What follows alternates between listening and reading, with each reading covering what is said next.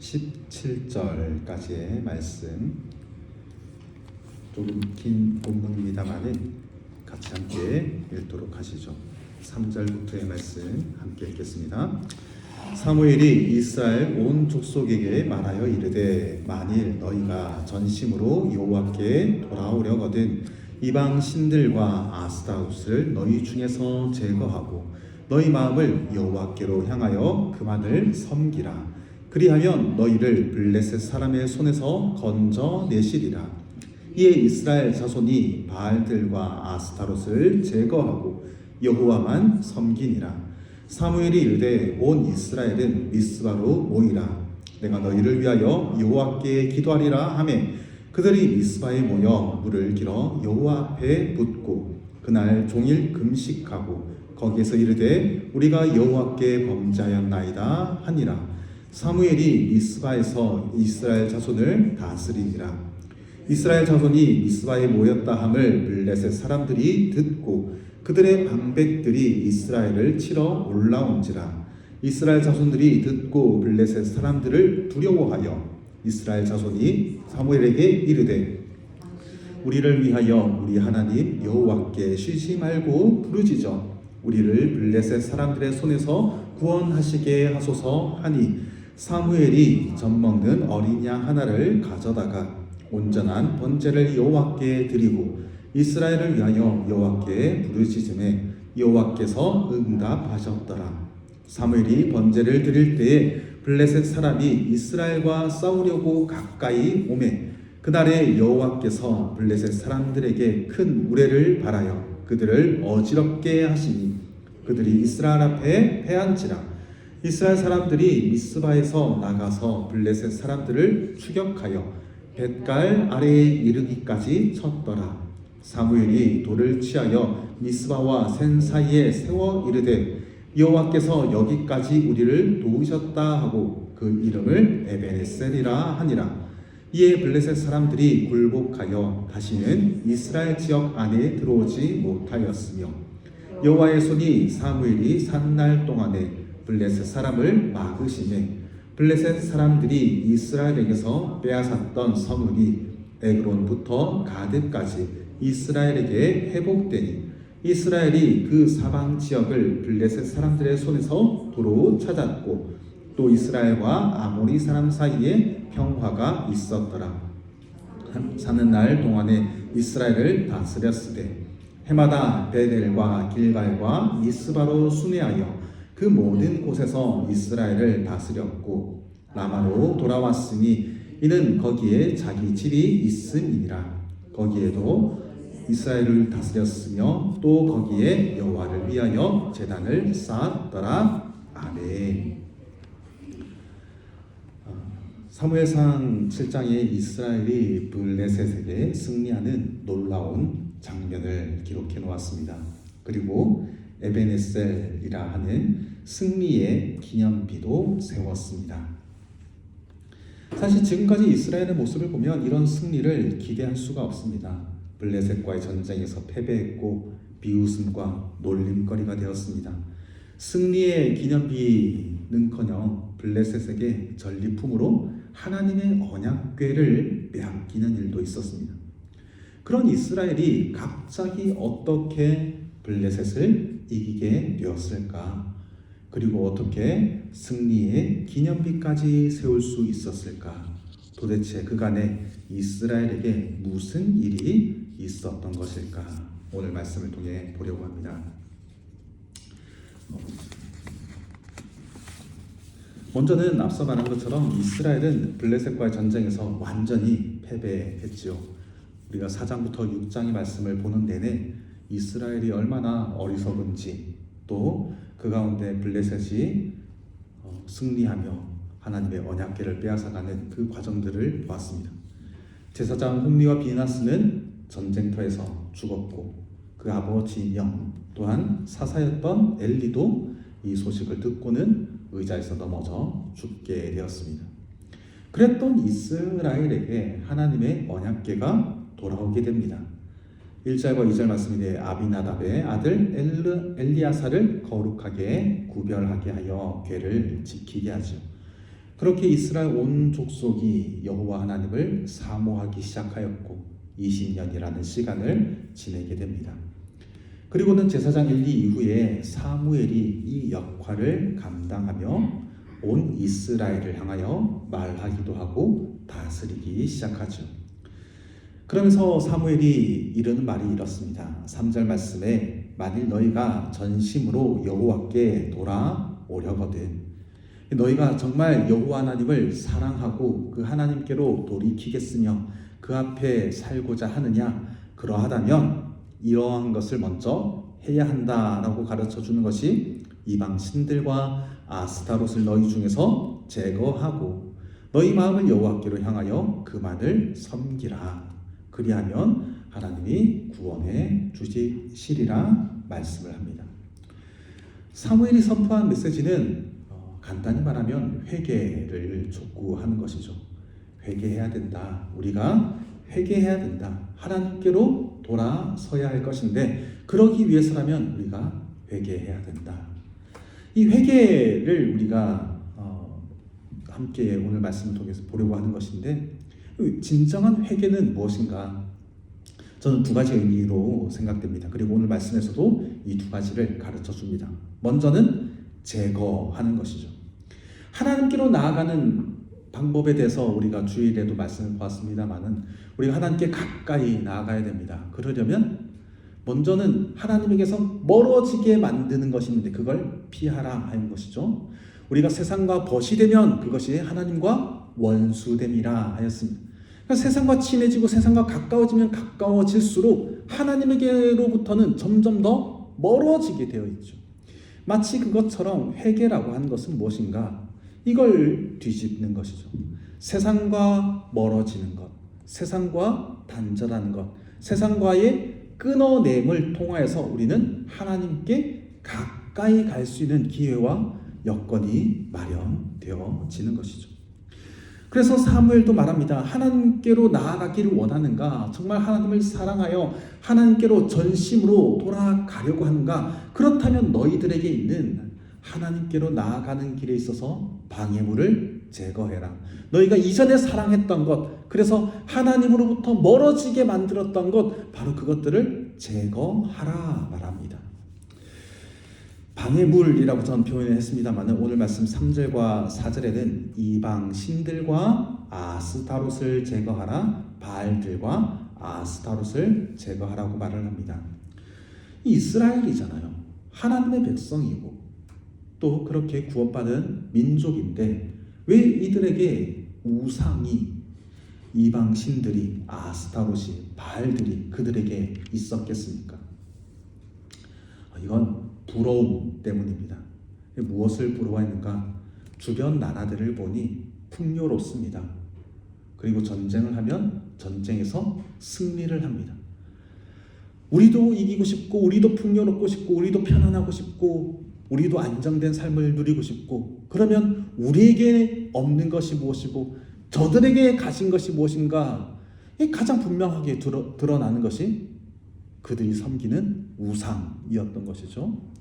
그래서 주변 나라들의 종교에 기웃거리기 시작하고 어느 순간 물들어 있었습니다. 그런 모습을 자세히 보여주는 게 사사기의 말씀입니다. 사사기에 12사사가 등장하고 그렇게 다양한 또 많은 사사들이 활동하면서 이스라엘을 구원하고 구출해야 했던 이유는 무엇인가? 그만큼 반복되게 하나님 앞에서 범죄함이 있었고 하나님에게서 떠나는 일이 있었고 그만큼 이방신들을 사랑하고 이방신에게로 가까이 나아가는 모습들이 이스라엘에게 있었기 때문이죠. 결국 우리가 나중에도 보겠습니다만은 이 백성들이 종교로 안 되니까 무엇을 나중에 요구할까요? 저 주변 나라들을 보니까 왕이 있더군요. 우리는 왕이 없잖아요. 그러니까 사무엘 우리에게도 왕을 주시오라고 나중에 요구하게 되어집니다. 이처럼 세상을 부러워하고 다른 나라들을 부러워하고 이방을 부러워하다 보니 결국 그들을 쫓아가고 그들을 닮아가게 됩니다. 세상과 벗됨이 그러한 까닭이죠. 물질의 풍요와 즐거운 인생을 마음으로 소원하고 추구하다 보며 자연스럽게 하나님에게서 멀어지게 됩니다. 속된 말로 입을 거 다 입고 먹을 거 다 먹고 누릴 거 다 누리고 가볼 거 다 가보고 그러면서 신앙생활이 과연 되겠는가? 그런 거 다 추구하고 쫓아가다가는 가랑이가 찢어진다 말하지만 실상은 우리 신앙이 찢어집니다. 우리 영혼이 찢어집니다. 교회가 찢어집니다. 우리가 부러워하는 바로 그 인생의 모습이 우상입니다. 우리 아이들이 TV에 나오는 또 인터넷으로 주로 이렇게 찾아보는 영상들의 연예인을 부러워하고 또 그렇게 자기의 삶을 과시하고 자랑하는 인플루언서들을 부러워하고 그게 우상이죠. 근데 어른이 되면 다를까? 그런 이제 멀리 있는 대상이 아니라 가까이에 있는 대상들을 시기하게 됩니다. 누구는 이 정도는 했는데 나도 똑같진 않을지라도 그 정도 수준은 갖추어야 되지 않을까? 나의 삶에 있어서, 나의 치장에 있어서, 나의 외적으로 드러나는 면모에 있어서 바로 그런 우리의 의식들이 이러한 부러움이 우상이라는 의미이죠. 세상의 기준과 세상의 잣대로 이것이 표준이라 말을 하는데 그 수준에 이르려고 부단히 애쓰고 수고하고 살아가는 모든 사람들의 삶의 모습이 다 우상 숭배의 모습입니다. 결국 그게 하나님께 나아가는 길에 방해가 되었죠. 얼마나 살기 좋은 시대가 되었습니까? 우리 예배 자리에 앉아 계신 우리 권사님들의 생애, 젊을 때의 생애에 비교하면 지금 얼마나 살기 좋은 시대가 되었습니까? 그런데 하나님을 섬기기에는 더 힘들고 어려운 시대가 되었습니다. 분명히 과거가 더 경제적으로도 어렵고 상황적으로도 사회적으로도 뭐 지금이야 뭐 정치가 이렇게 시끄럽고 저렇게 해도 사실 우리 삶이 그렇게 크게 달라지는 게 없잖아요. 근데 과거에는 정치가 그렇게 한번 휘몰아치면 삶이 초토화되고 나라가 완전히 뒤죽박죽이 되는 그런 시대였습니다. 그런데도 그때는 신앙을 지키는 사람들이 많았고 하나님께 나오는 사람들이 많았고 하나님께 엎드리는 사람들이 많고 기도하는 사람들이 많았습니다. 그러나 지금은 모든 것이 편안하고 모든 것이 안락하고 모든 것이 우리가 화면으로 다 뉴스를 접하고 있지만 그럼에도 불구하고 오히려 하나님을 섬기는 데 있어서는 더 어려워진 시대가 되었죠. 주 5일을 근무합니다. 그러면 남은 날들 동안에 더 잘 쉬고 더 잘 예배를 드려야 할 것인데 오히려 방해가 됩니다. 하나님을 섬기는 일에 방해가 되었습니다. 그래서 더 많은 일자리를 만들려고 사람을 3번씩 교대를 시켜가며 일을 시킵니다. 그러다 보니 강제로 주일에도 일해야 되는 경우가 돌아오는 일들도 있고 모든 사회적인 구성이나 또 되어져 가는 일들이 사람을 편안하게, 사람을 좀 더 사람답게, 좀 더 복지로 인권이 드러나고 그렇게 살만한 세상을 만들겠다라고 말을 하지만 그러나 사람 사는 세상 속에서는 하나님 섬기는 세상을 만들지 못한다는 것이죠. 예배에 나오는, 하나님 섬기러 나오는, 말씀을 보려고 하는, 하나님께 기도하려고 하는 우리에게 있어서 모든 것들이 다 방해 요인으로 작용하고 있습니다. 열심히 일해야죠. 그러나 너무 과한 정신적인 육체적인 노동도 피로함이 되어서 우리에게 하나님 섬김을 방해할 때가 있습니다.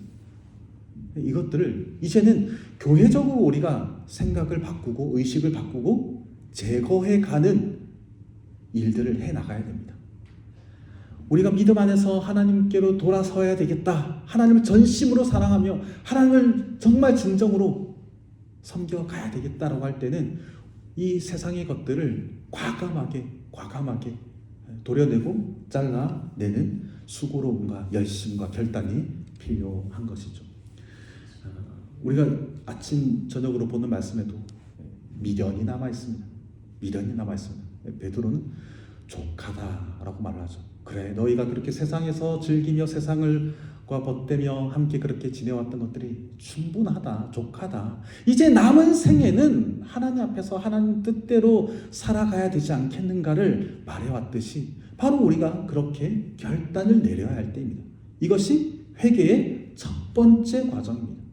하나님 앞에 회개한다라고 하는 것은 그저 이 자리에 앉아서 눈물로써 울고 말로써 고백한다고 되어지는 일이 아니라 정말 세상으로부터 멀어지고 세상으로부터 끊어내야 될 것을 잘라내는, 그래야만 하나님께로 나아가는 길이 열리기에 이 아픔과 고통을 감내하고 수고로움을 감당해야 하는 것이죠. 두 번째는 마음을 하나님께로 향하여 하나님만을 섬기는 것입니다. 신명기 30장 말씀을 제가 읽습니다. 30장 2절부터의 말씀입니다. 너와 내 자손이 내 하나님 여호와께로 돌아와 내가 오늘 내게 명령한 것을 온전히 따라 마음을 다하고 뜻을 다하여 여호와의 말씀을 청종하며 내 하나님 여호와께서 내 마음을 돌이키시고 너를 긍휼히 여기사 포로에서 돌아오게 하시되 내 하나님 여호와께서 흩어진 그 모든 백성 중에서 너를 모으시리니 내가 쫓겨간 자들이 하늘가에 있을지라도 내 하나님 여호와께서 거기서 너를 모으실 것이며 거기서부터 너를 이끄실 것이라 말씀을 합니다. 하늘가에 있을지라도, 이 말이 뭐냐면 하늘 아래에서 가장 먼 땅 끝에 있을지라도 여호와 하나님께서 거기서부터 불러 모으시겠다. 내가 거기서부터 땅 끝에 있을지라도 거기서 내가 이끌어내겠다. 그 땅 끝이, 물론 우리야 지금 지구가 둥글다라고 표현을 하지만 이 말의 의미는 그 땅 끝, 낭떠러지, 거기서 떨어지면 죽음밖에 없는 인생들을 말하는 겁니다. 죄 지은 자가 하나님을 모른다고 하나님께서 떠나가서 결국 그 땅 끝에 있는 낭떠러지의 죽음에까지 이르렀는데 이제 한 발만 내디디면 죽음인데 그 영원한 죽음에 있는 자들에 대해서 하나님 거기서라도 너희가 하나님을 찾겠다고 하면 내가 인도하겠다, 너희를 모으겠다라고 하시는 말씀이 신명기의 말씀입니다. 그 말씀을 그대로 사무엘이 가져왔습니다. 너와 내 자손이 내 하나님 여호와께로 돌아오기만 한다면 그 하나님께서 우리를 온전케 하시겠다 말씀을 하시죠. 그래서 회개는 마음으로 뉘우치는 것으로 끝나지 않고 이 마음을 바르게 고치는 갱신이 따라가야 합니다. 하나님을 가까이 나가는 것은 그저 이 자리에서 말로만이 되는 것이 아니라 내 마음을 하나님을 향하여 정조준하는 것이죠. 3절 말씀에 너희 마음을 여호와께로 향해야 한다 말씀하죠. 마음을 강조하고 있습니다. 이 마음을 하나님께로 정조준하게 되면 그 마음이 이끄는 방향대로 우리가 걸어갈 때 이 진행의 방향이 일치하여 하나님을 온전히 섬기게 됩니다. 행함만으로는 되지 아니하죠. 마음은 따로 있고 행동으로만 되는 것이 아닙니다. 앞서 이스라엘이 전쟁에 나갈 때 언약궤를 가지고 나간다고 거기에 하나님을 섬기는 마음이, 하나님을 모시는 마음이, 하나님에 대한 신실한 믿음이 있었던가? 그렇지 않습니다. 이후에 사울 왕도 마찬가지죠. 임의로 자기가 제사를 드립니다. 그런 형식적인 예배에 대해서 하나님이 기뻐하지 않습니다. 그런 기름을 받지 않습니다. 할례에 대해서 말씀하기를 로마서에도 마음의 할례라 가르칩니다. 그것이 진정한 할례이다. 우리 육체의 어느 일부분을 도려낸다고 할례가 되는 것이 아니라 내 마음의 할례를 해야 된다. 앞에 것과 같이 생각해 본다면 내 마음이 세상에 두었다면 그 세상에 둔 마음을 잘라내는 것이 할례이고, 그래서 내 마음이 온전히 하나님만을 향하도록 하는 것이 진정한 회개의 모습임을 말해주고 있는 것이죠. 그래서 우리의 마음이 어디를 향하고 있는지를 살펴봐야 합니다. 우리 모두 복 받기를 원하죠. 그러나 그 복이 우선될 수가 없습니다. 평안하기를 바라죠. 그러나 그 평안이 우선될 수 없습니다. 하나님 앞에서 치유를 받고 싶죠. 그러나 그 치유가 목적이 되어서는 안 됩니다. 하나님을 영화롭게 하는 것, 하나님을 기쁘시게 하는 것, 하나님의 은혜로 말미암아 내가 그저 그 은혜가 즐겁고 은혜 안에서 살아감이 기쁨이 되어질 때에 따라오는 것들이지, 혹여 그 다른 것들이 따라오지 않는다 할지라도 나는 그저 하나님으로 인하여 만족하고 기쁘다라고 고백하는 이 믿음, 그 마음을 보시는 분이 하나님이시요, 그 진심의 마음을 누구보다 잘 아시는 분이 또한 하나님이십니다.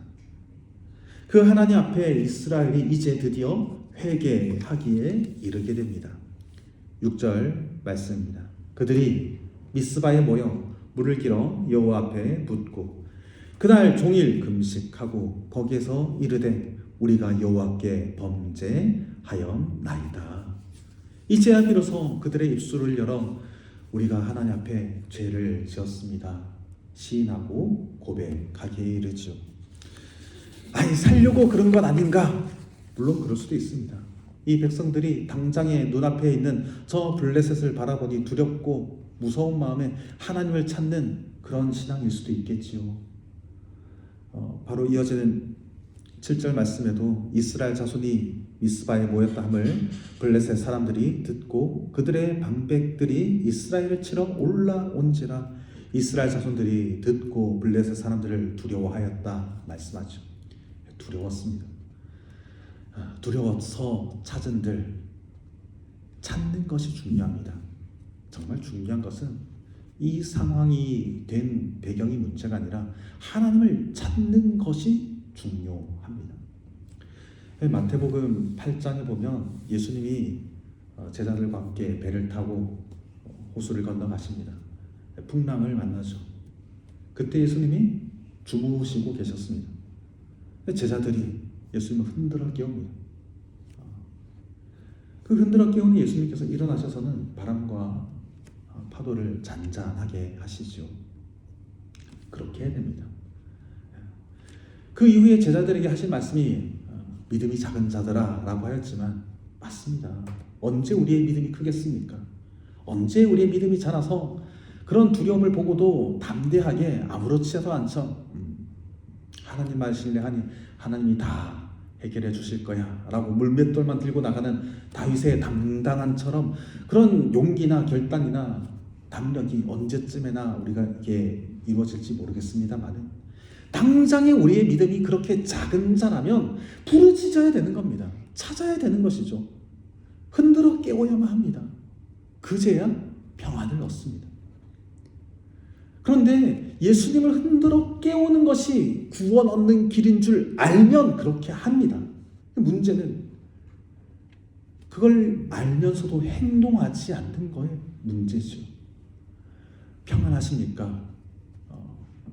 별일 없으면 평안하다 하겠지만 그러나 우리의 신앙이 점점 물살에 이 세상의 흐름에 같이 떠내려가다가 이 땅 끝가에까지 가 있는 것을 우리가 모를 때가 많습니다.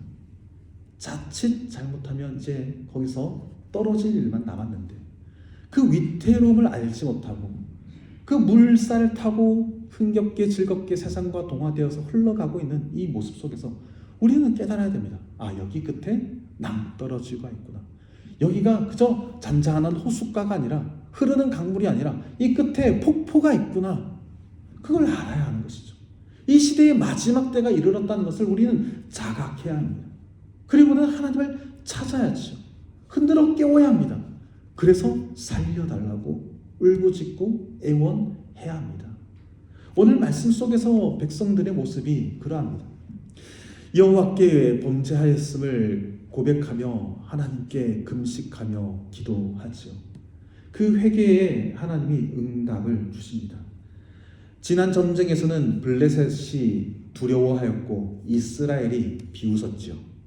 우리에게는 언약궤가 있지. 그러니까 우리는 무조건 이길 거야 라고 했고 블레셋은 그 사실을 알고는 두려워하면서 떨었습니다. 그러면서 마음을 대장부같이 담대하게 해라 했는데 오히려 전쟁은 반대로 되었죠. 블레셋이 이기고 이스라엘이 패배했습니다. 그러나 이제 반대 상황이 되었습니다. 블레셋이 참전한 소식을 듣고 이스라엘이 두려워 떨고 있습니다. 여기 현장에는 언약궤도 없습니다. 다만 우리를 구원해 줄 하나님을 향해 기도하는 모습이 있습니다. 그러자 어떤 결과가 나타나는가? 우리 10절 말씀 함께 읽어보도록 하시죠. 함께 읽습니다. 사무엘이 번제를 드릴 때에 블레셋 사람이 이스라엘과 싸우려고 가까이 오매 그날에 여호와께서 블레셋 사람에게 큰 우레를 발하여 그들을 어지럽게 하시니 그들이 이스라엘 앞에 패한지라. 아멘. 이스라엘이 승리합니다. 이스라엘의 승리가 아니라 하나님의 승리이죠. 이스라엘이 블레셋을 대면하고 있는데 이 전쟁에 누가 먼저 나가서 싸우는가? 하나님께서 나가서 싸우십니다. 이스라엘의 군사력으로 이긴 것이 아니라 하나님의 능력으로, 하나님의 손으로 이기십니다. 사무엘상을 계속 보는 동안 말씀드린 것처럼 하나님의 영광이 무겁게 임하니 저들의 그 무게를 감당하지 못하여 찌그러지고 그 눌림 안에서 패배하게 되는 모습이 오늘 말씀에도 여전히 드러나고 나타나는 것이죠. 이처럼 하나님의 구원과 하나님의 승리가 하나님의 주권적인 역사 속에서 일어나고 그것이 백성들에게는 은혜로 주어집니다. 이 일을 위해서 이스라엘이 어떻게 했는가? 사무엘에게 간청합니다. 8절 말씀에 이스라엘 자손이 사무엘에게 이르되 당신은 우리를 위하여 우리 하나님 여호와께 쉬지 말고 부르시죠. 우리를 블레셋 사람의 손에서 구원하시게 하소서. 우리를 구원하는 것은 다름 아니라 여호와 하나님인 줄 알고는 하나님 여호와께 부르시셔서 기도하여서 여호와 하나님의 손이 우리를 구원하시도록, 여호와 하나님의 손이 역사하시도록 기도해달라, 그렇게 간청했던 겁니다. 그 결과가 주어진 것이 오늘 말씀에서처럼 이스라엘의 승리로 나타나집니다. 그리고는 돌을 세웠습니다. 이 돌의 이름을 에벤에셀, 하나님께서 여기까지 우리를 도우셨다 고백을 하게 됩니다.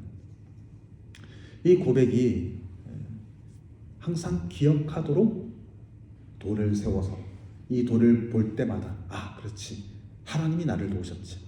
이 돌을 볼 때마다 그렇지, 하나님이 우리를 구원하셨지. 이 돌을 볼 때마다 그렇지, 우리가 회개해야지. 그 돌을 볼 때마다 우리가 하나님을 찾을 때 하나님이 우리를 구원하신다.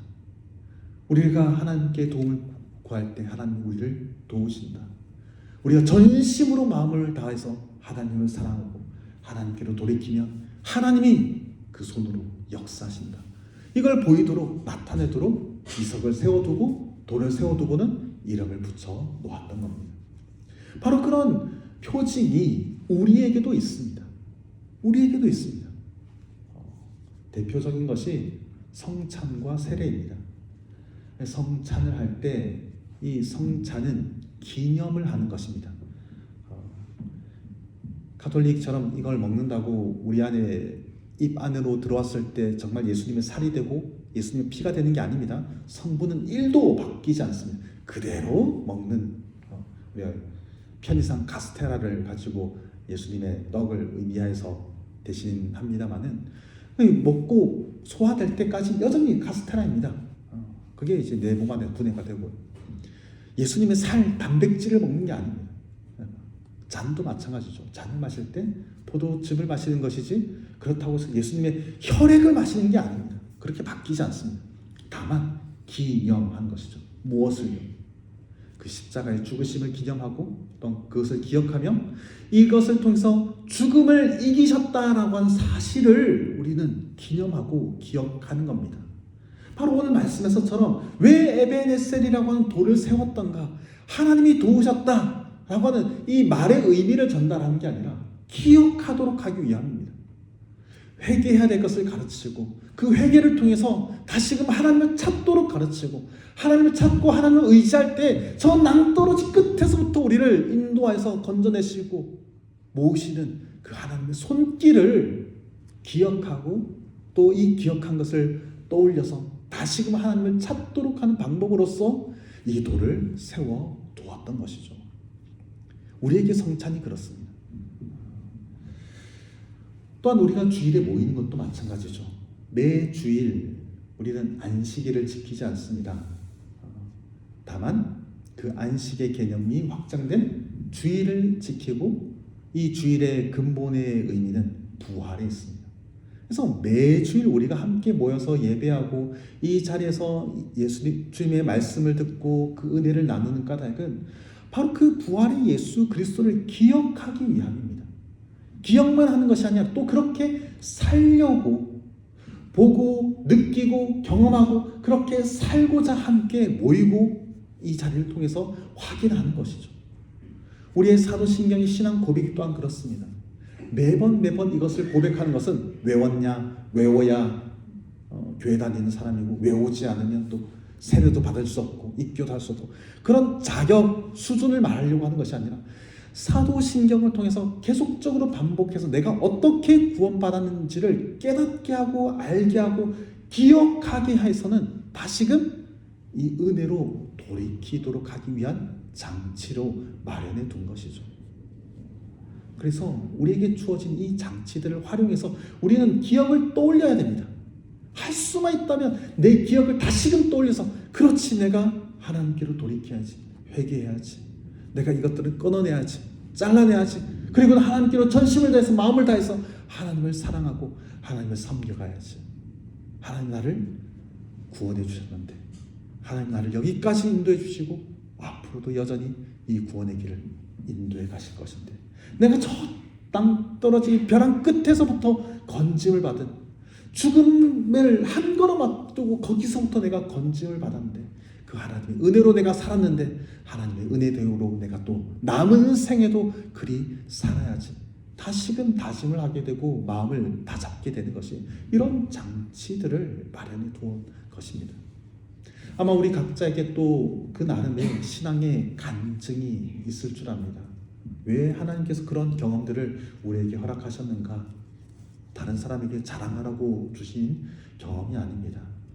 나를 위한 것입니다. 내가 다시금 나태하여지고 내가 다시금 세상이 그리워지고 내가 다시금 세상에 즐거웠던 것들이 회상되면서 그때로 회귀하려고 할 때 내 걸음을 멈추게 하고 세상과 가까워지려고 하는 그것을 끊어내는 도구로서 내게 은혜로 허락해 두신 에베네셀인 것이죠. 떠올려야 됩니다. 확인해야 됩니다. 그리고는 이 기억을 따라서 다시금 하나님께로 나아가기를 힘쓰고 달려가야 하는 것이죠. 주님이 이 경험을 주셨습니다. 이스라엘에게 이 경험을 주시고 이 돌을 세워놓고 떠올리도록 하셨습니다. 하나님께서 우리에게도 기억하도록 이 장치들을 마련해 두셨습니다. 오늘도 그러한 시간인 줄 압니다. 그렇게 우리의 생각을 다시금 다잡아 하나님께로 전심으로 다하도록 깨닫고 다시금 돌이키도록 이 시간과 이 기회와 이 말씀들을 허락하신 줄 저는 그렇게 믿습니다. 우리 마음을 다해서 우리의 지난 과오들을 하나님을 떠났던 우리의 시간들을 하나님께서 회개하면서 우리의 영적인 갱신이 내 마음에서부터 일어나고 그래서 온전한 마음으로 하나님을 정조준하고 그 마음 다한 곳에 우리의 몸이 따라가며 일치를 이루어가는 신앙의 삶이 되기를 바랍니다. 함께 기도하겠습니다.